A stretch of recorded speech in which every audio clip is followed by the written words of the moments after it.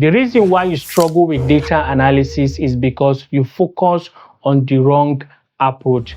As a result, analyzing data becomes overwhelming and confusing, ultimately leading to failure. However, with the right knowledge and the right strategy, you can turn things around for success. Therefore, I'll be hosting a webinar during which I will reveal the secret to master data analysis, irrespective of the software you are using. In this webinar, I will show you the secret to creating compelling analysis similar to this. So take for example, I have my data situated in this worksheet.